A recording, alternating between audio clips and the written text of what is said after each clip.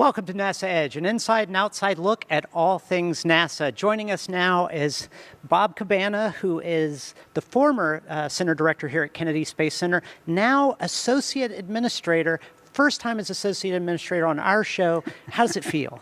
It feels about the same as it did all the time, Blair. It just wouldn't be a launch if I wasn't able to go on air with NASA EDGE. I really, really appreciate that. But actually, I'm super excited about what's going on today. We've had a lot of news lately about asteroids. NASA has spent a lot of time lately covering this with OSIRIS-REx returning, obviously last year with the DART and Lucy, and now we're about to go to Psyche.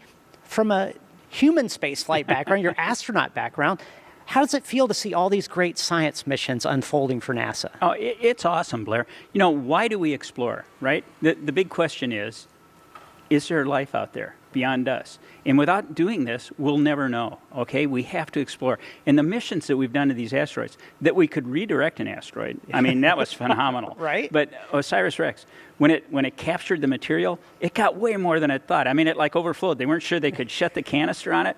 And now, today, we find out they opened up the big reveal, you know, at the Johnson Space Center. The administrator was there. We got carbon and water, the building blocks of life on an asteroid, and that is absolutely amazing. Right, and it's kind of exciting, too, because if you think about it, when we send astronauts back to the moon, they're going to find water ice as astronauts for the first time, and that's going to be also very exciting. Absolutely. That's why we're going to the South Pole, Shackleton Crater, because there is water ice there. We think there's tons of it. And what is water and ice? It's hydrogen and oxygen. It's fuel and air to breathe.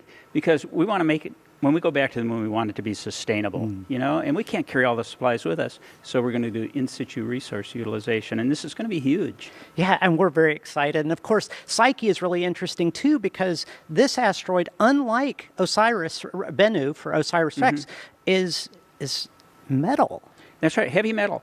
You know, who doesn't like heavy metal rock, you know? I was so tempted right there. I know. If Wrights weren't involved. I opened it up for you. Yeah. So, but the truth is, you know, all the exploration we've done in the past when we've gone beyond planet Earth, it's been to rocks or, you know, ice, right? This time, heavy metal. So learning more about how it formed, all of this helps us learn more about our own home planet. Well, I tell you, I'm super excited. We can't wait to see the launch and get all this data back from Psyche. Bob, thanks so much for being on the show. Blair, thanks so much for having me. It's always a pleasure. We love it. Well, I tell you what, let's continue learning more about this incredible mission to the asteroid Psyche. Many members of the Psyche team gathered at Astrotech for Media Day to share with folks exactly what Psyche's doing on this mission. I had a chance to sit down with Lindy Elkins-Tanton, the principal investigator for Psyche, to learn more about the science behind this incredible mission. Lindy, tell us, what are the scientific objectives for Psyche? You know, one of the big questions that we have as humans is, why are we here on this wonderful planet Earth? Why did life arise on Earth? And the question of what makes a rocky planet habitable and able to support life is a very fundamental question. One of the parts of that recipe is that deep inside this rocky exterior of the Earth, there's a metal core. And that metal core creates our magnetic field, which one of its things is that it protects the atmosphere. And so metal cores, how do we learn more about them? We can't ever get to ours, or the one that's inside Mercury or Venus, or the moon has one too, or Mars. But there's this one object out in the asteroid belt that seems like it's got a metal surface and is largely made of metal, and that is the asteroid Psyche. So we think that Psyche is part of the metal core of a very early formed tiny planet that didn't become part of our rocky planets, but instead got stranded in the asteroid belt. So really, we're going to outer space to investigate inner space. How do you even find such a rare thing as sort of that planet at its early stage, right?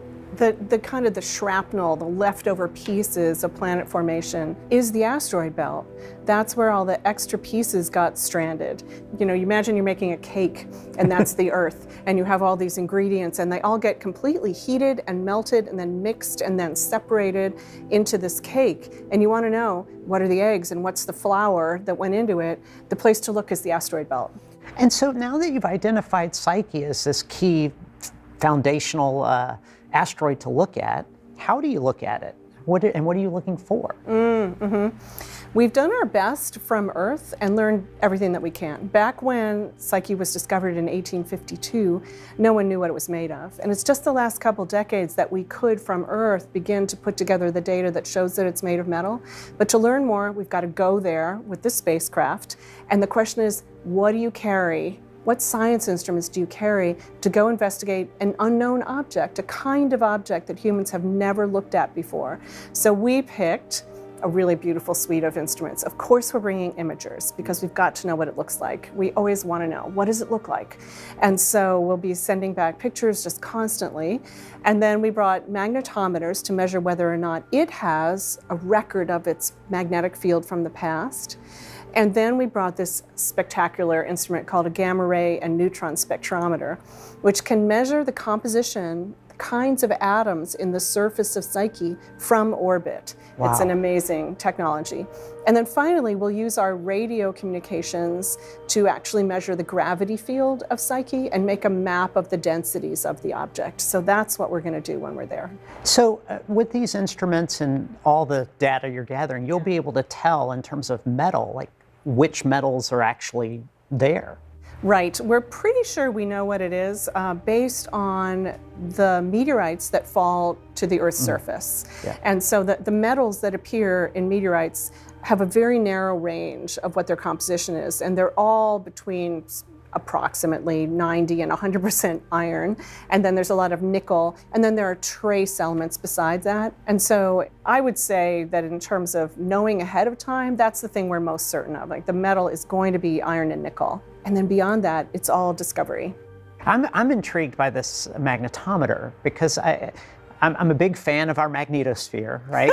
I love that, right? And I love auroras. I love the things that we get as a result. Yeah. But to think that there might actually be some remaining magnetic field and what we can learn about our magnetic field and how it developed, how will that science be used? Yeah, it's very important to distinguish between an active magnetic dynamo and simply a rock that records a magnetic field. And so on the Earth, we have an active magnetic dynamo created by the fact that our outer metal core is still liquid and it's boiling effectively, it's convecting, and that makes a magnetic field. But if you were to have a slab of magma on the surface of the Earth and then allow it to cool while that magnetic dynamo is going on, it will record and freeze a record of that magnetic field. So that piece of frozen lava itself doesn't create a magnetic field, but it's a historic record of the field it was in. And that's what we're hoping to find at Psyche, that sort of frozen historic record of what Psyche's past was. And we sure hope it has a strong magnetic field, and that would tell us about the formation of these early planets. Right now, I'm joined on set by Bill Knopf, the Psyche Mission Program Executive. How you doing today, Bill? Great, Franklin. How you doing? Doing pretty good. Now, Lindy just talked a little bit about the science objectives for Psyche. Can you give us an overall key objectives for missions like Psyche and from a headquarters level and what they mean for planetary science in the agency? Sure. So the Planetary Science Division is my favorite division. Hate to say it to any other ones out there, but we have a variety of science divisions within our directorate, Science Mission Directorate. We have an Earth Science Division that studies the Earth, which makes sense. Heliophysics Division, which studies the Sun and the interactions between the Sun and the Earth. Astrophysics Division, where we have things like James Webb Space Telescope and Hubble Space Telescope. And Planetary. The really nice thing about Planetary is we go to the moon. We study the moon. We go to Mars a lot. We go to outer planets. We go to asteroids. We have so many different types of missions. We have orbiters, we have impactors, we have rovers, we have helicopters. And all of these things are driven by basically a decadal survey that NASA listens to that is done that says, look, this is the sort of science that we think is important to do in the coming years. And Planetary gets a survey like this that says, for your next 10 years, this is the sort of thing you should focus on. So we focus on Mars, like I mentioned. Focusing on asteroids is a very big thing because it says a lot about the origins of our solar system, right? Psyche is phenomenal because this is only the 16th asteroid ever discovered. And as you've probably heard Lindy Elkins Stanton say, It's believed to be the metal core of a planetesimal. So us being able to study that in particular means so much for everything as far as the origins, perhaps, of the human species, how the Earth was formed, the ability for us to look at this as opposed to looking at Earth's core, which we can't do. It's too hard to look at. So if you find an exposed core, that's fantastic. So it all fits in very well with our portfolio and with the agency's goals of understanding where we came from, how the universe is made up, and us, particularly the planets in the solar system.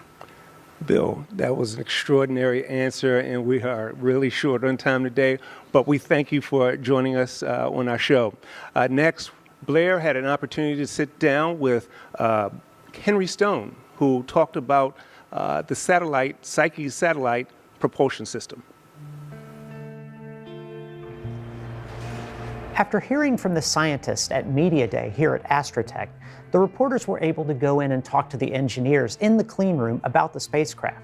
One of those engineers is with us now, Henry Stone, the project manager for Psyche. Henry, I want to talk about some key features on the spacecraft for Psyche. Tell us about these large, massive solar panels you guys are using. Yeah, absolutely. It's one of the most dominant features of the spacecraft whenever you see a picture of it or a model of it. These are very large arrays that we have one on either side of the spacecraft, made up of 5 panels, so in a cross pattern. They're large. They're 800 square feet of solar panel surface area, and that's used to generate all of the electrical power that the spacecraft needs to operate all of its instruments, the science instruments, the engineering instruments, and to power the propulsion system. This is a solar electric propulsion mission. It's not like the traditional chemical propulsion. Using a first-time technology in deep space, which is these Hall thrusters that will basically ionize a gas, xenon gas, that is the main propellant, and speed those ions up through an electromagnetic field to create the thrust that'll to take the spacecraft, 2.5 billion miles to get to this asteroid, way out in the asteroid belt. Not just around the corner. Not just around the corner. Even as an engineer, it's kind of boggling when you start thinking about how large those numbers are and what they mean, right? This trip, that's 10,000 trips to the moon. 10,000 trips to the moon, and it'll be powered almost the entire time, unlike a chemical propulsion mission, with these ion engines, just putting out a little mist of ions. That's what I wanted to ask you. I understand that, like we think of propulsion, you usually think of massive thrust. Right. And this is kind of the opposite. It's sort of like gentle nudge. How does that work well for the spacecraft? Well, it's a very efficient form of propulsion, and it also allows you to drive or steer the vehicle continuously. If you do chemical propulsion, you kind of get periodically a big bang. Every couple of months you go and you fire, you make a correction as to where you go, and then you glide and coast for months and months and months, and then maybe you do another correction. Here we're actually steering, driving the vehicle essentially the whole time.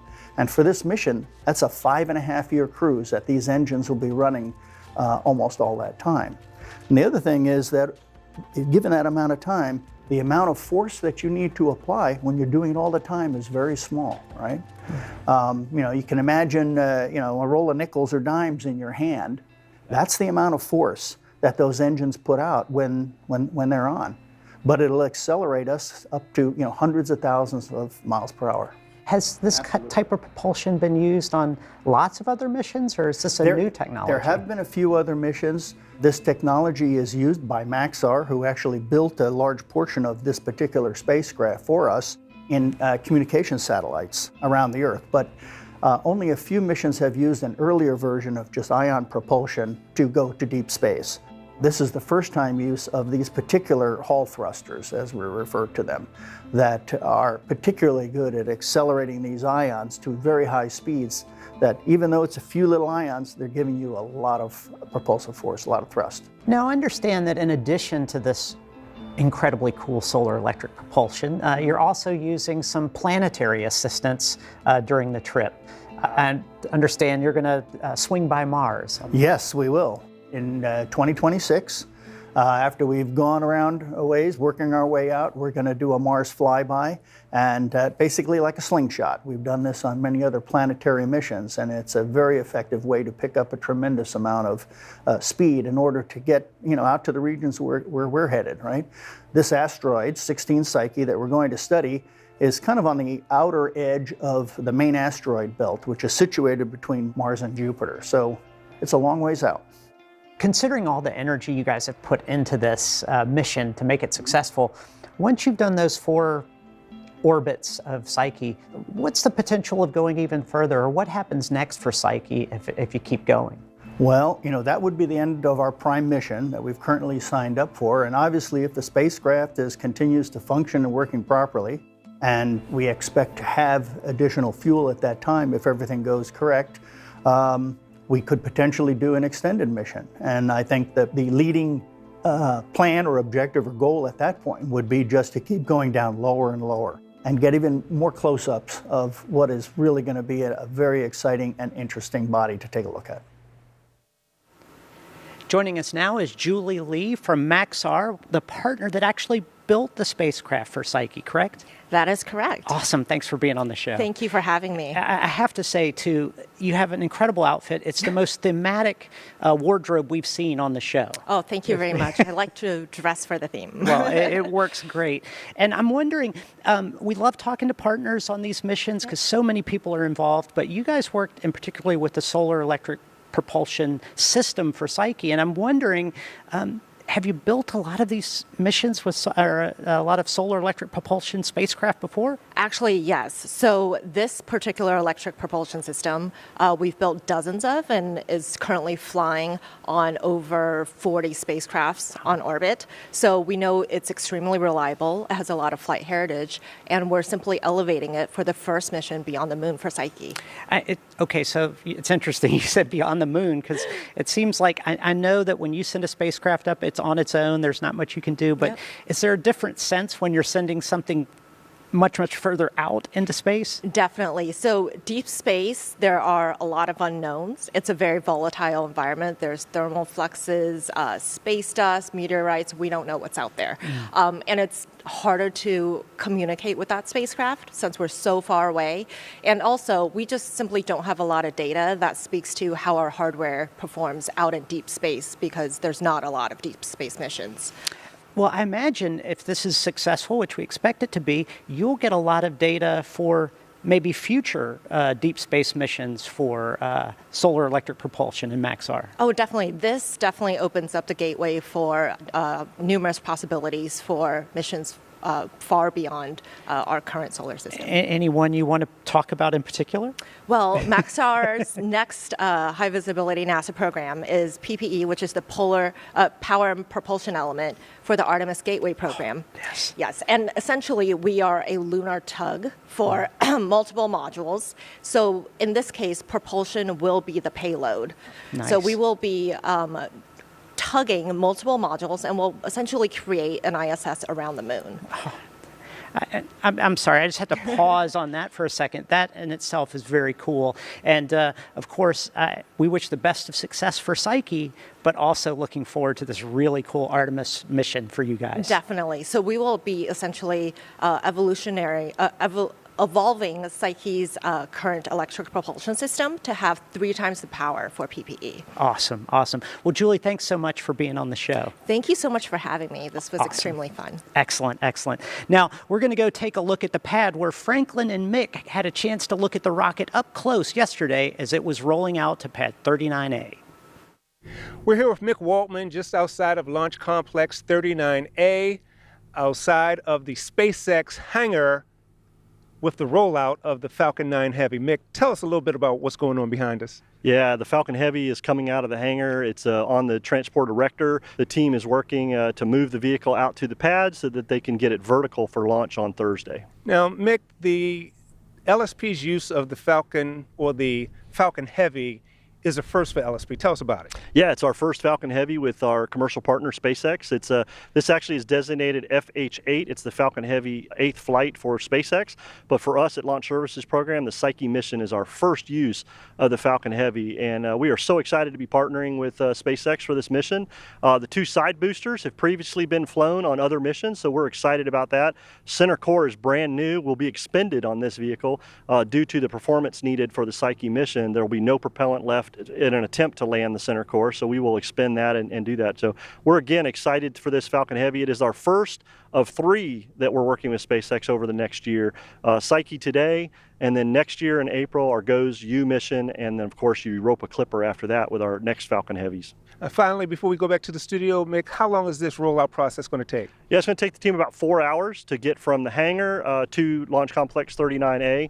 Once they get there on what they call the dance floor, they'll get the vehicle mated up to the pad, and then they'll get ready to take the vehicle vertical later this evening. Thanks, Mick. We'll see you later on in the show, but right now, we'll send it back to the studio. Joining us now is Mira, who's working with sort of an additional experiment on the Psyche mission, DSOC, the Deep Space Optical Communication Experiment. That's right. Awesome. I always like to get that right if I can. Yep. Can you tell us, what is this experiment? Because we know it's very important for the mission. Right. So basically the objective of DSOC is to send higher data rates than what can currently be supported with the radio frequency comm systems that most deep space missions currently utilize. So no, go ahead, please. Okay. Go ahead. No, please. Right. So I was just going to say, so there are actually 3 parts to this. We have a flight instrument that is installed on the Psyche spacecraft. And then we actually have 2 ground instruments. And this is something that's unique about the DSOC project because we don't have an existing ground infrastructure for optical communications. So we actually had to develop a ground terminal and for transmitting as well as for receiving. So there are those 3 components together. And I imagine that's got to be pretty important for the mission, because without, or if you're going to develop an ultimate infrastructure for when you are regularly using optical communication, you want to know how to develop that and moving forward. That's right. And the thing about DSOC is it is very interactive. Yeah. You need the ground transmitter to send up a signal, not just to send data up, but also to provide a pointing reference. It's like a beacon. And then the flight terminal uses that as its reference to then point back to the receiver station where our higher data rates come in. Awesome. And then, of course, what's really interesting is you guys are not just in low Earth orbit or even around the moon. This is the first time you're really going into deep space with an optical communication experiment. That's right. There have been previous optical communications demos that have gone up to lunar distances, but this is the first time we're going to go beyond lunar distances all the way out to approximately Mars far range, that distance. Yeah. That's awesome. And of course, going that far means you'll be prepared to implement this technology on future missions to Mars and all other missions that go into deep space. That's right. We hope to. I mean, our overall goal is really just to gather information. Sure. We want to basically figure out, how do we actually run an optical comm link as opposed to the traditional RF links that have been, kind of well developed and established. That's awesome. We love laser communication, optical communication. We've done several stories on it, so we're happy to see this mission take place, experiment take place. Thanks so much, Mira, for being on the show. Well, thank you very much for having me.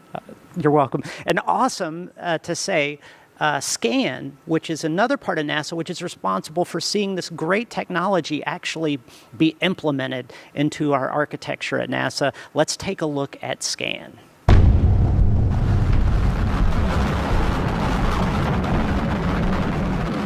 We are SCAN. We are advancing today's space communication and navigation services and technologies to meet tomorrow's challenges. SCAN is committed to ensuring vital space communications through a network of complex ground stations and tracking data relay satellites. Together, these systems enable continuous communications and global coverage for space programs. Every space mission delivers terabytes of vital information for the process of scientific discovery. Our extensible and expandable communication and navigation infrastructure provides a resilient space framework that can meet the growing requirements of our users. We develop, operate, manage, and engineer pioneering solutions. The most exciting part of this journey lies ahead, collaborating with commercial industry on major advancements in space communications. Our next generation of visionaries are creating a bright future, enabling Artemis lunar communications and a pathway to Mars. NASA Space Communications and Navigation. Scan. Exploration enabled. Joining us now is Jason Mitchell, who works with SCAN in NASA headquarters. Jason, thanks for being on the show. Thanks for inviting me. Well, I tell you, we just talked to Mira about DSOC. We just saw this piece on SCAN. Tell us, how important is DSOC for the future of SCAN and for future NASA missions? It's extremely important. We are struggling with being able to meet capacity in the future, as just like we do here on Earth. People need more and more data. Missions need more and more data, right? More data means more discoveries. And so technology drives that capability. And that's what we're trying to do at SCAN, is making sure that we've got a capability. And LaserComm, DSOC is a demo. That's what's going to deliver that capacity for future science and exploration. Just please tell me SCAN is not going to limit the number of logons I can have in my household. No. Okay. No, but seriously, it is important when we're on the precipice of this new technology and really seeing it mature. What are your thoughts on how this is going to eventually be integrated into all future or many future spacecraft?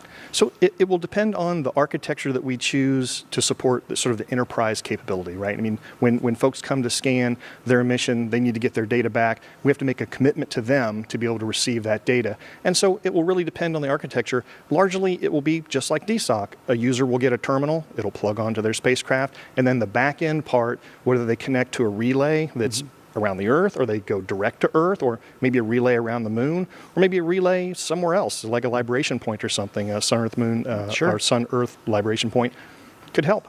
That's actually really interesting, because I always understood sort of the line of sight with the laser communication, but the idea of using other spacecraft to actually help you make those connections is pretty critical. Yeah, exactly. Yeah. Well, I tell you, it's really also very interesting that we've sort of watched laser communication develop over the years. And so it's fascinating to see that it's now maturing, if you will. But it's not like a either or, either radio communications or optical communication. Talk a little bit about why it maybe could be both. You tell me. Correct. So when a mission comes to us, they have a need. We work with them to deliver whatever it is that they need. So different missions will have different requirements, and to meet those requirements, it really is a both. It will be whatever is appropriate for the mission. But I imagine in this day and age, with all the sort of the high fidelity imagery that tends to come back, that pipeline has got to be very important. Yeah, you're absolutely right. And particularly for Earth observation, we expect that to go very high as you think about new LiDARs, new capabilities, high data rates from these Earth observation instruments to get more spectral responses, but also for the human side, as we send humans farther and farther into space, we want to make sure that they're connected so that we can get data not just from them about how to operate, but to them so they can still feel connected back to Earth. Absolutely. Well, Jason, thanks so much for being on the show. We're very excited about SCAN, but we're going to go look to the pad right now and then get our final update on Psyche from Franklin and Mick Woltman from Launch Services Program.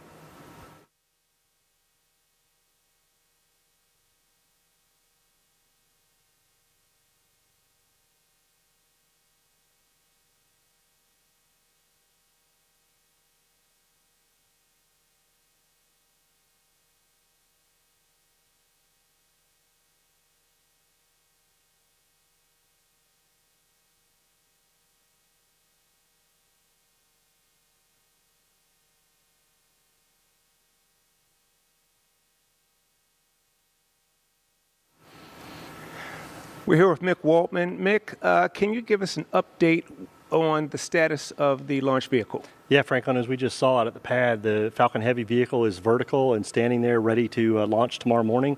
The teams have checked everything out and completed all their operations, and we'll go on console early tomorrow morning and get ready for launch. Now, there's been some concern about the weather. Can you give us some information on the factors that go into a go, no-go for launch as it pertains to weather? Yeah, every launch vehicle has some range weather constraints, and with the front moving in, the weather's going to be a concern, and the team will be looking at that. We're going to be looking at liftoff winds and some field electric strength measurements that are happening with the front and the clouds that are moving in. But the launch team will monitor those and take a look at them, and I'm sure there'll be a lot of discussion tomorrow morning on the console. Mick, thanks for being on the show. You'll be on console for the launch. And everybody who's out there watching, make sure you tune in to nasa.gov and NASA TV for updates on the launch. And make sure you stay tuned to NASA EDGE's social channels. You're watching NASA EDGE, an inside and outside look at all things NASA.